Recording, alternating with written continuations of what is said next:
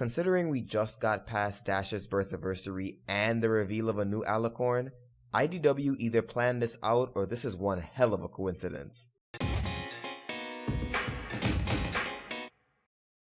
It's a frantic search for body parts in Friends Forever number 25. After waking up with her wings stolen, Rainbow Dash teams up with Twilight to get them back from a trio of jealous unicorns, one of whom I think is a dude, but I'm not 100% sure. So what's good?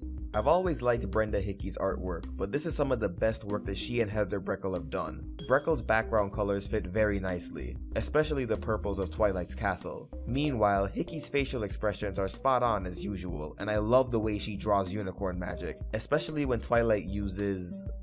I don't think that spell ever got an actual name. Mind Transfer Jutsu? Twilight and Rainbow also get some great dialogue here, and I really enjoyed their teamwork in this issue, with both mares having to put their knowledge together, figuratively at first, then literally when Twilight uses her mind-sharing spell. The writing leads to some chuckle-worthy jokes, some having to do with Twilight's name. The issue also brings to light something that I'm sure at least some fans have wondered. How do other unicorns feel about Twilights Ascension? Do they feel cheated? Jealous perhaps? I think it's pretty cool that this comic delves into that. So what's not so good?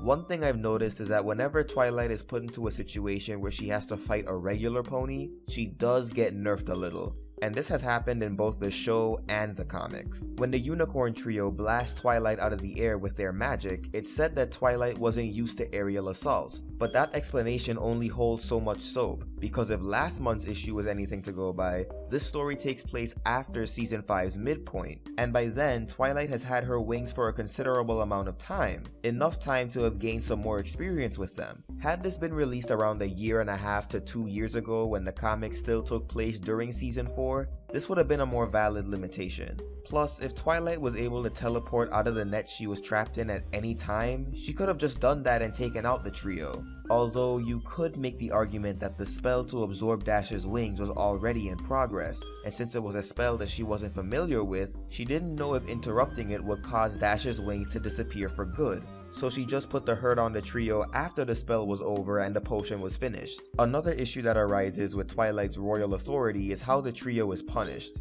Yeah, Twi goes all Avatar Aang on them and takes away their unicorn powers, but it's only temporary. And the trio doesn't seem to feel any kind of remorse or repentance for it, so they could just victimize some other poor Pegasus pony that isn't closely connected to Twilight once they get their powers back. The punishment that they get is pretty much a slap on the wrist in real world terms. My suspension of disbelief is probably a bit higher than it should be, but it's not high enough for me to not at least acknowledge this. It seems that both the show and the comics don't have as firm of a handle on Twi's power and authority as they should by this point, but hopefully both mediums can improve with time. Friends Forever 25 is an interesting story that does get iffy towards the end with its final resolution, and it fumbles a bit with Twilight's power in the second third, but overall it's still an enjoyable issue if you're willing to stretch your suspension of disbelief.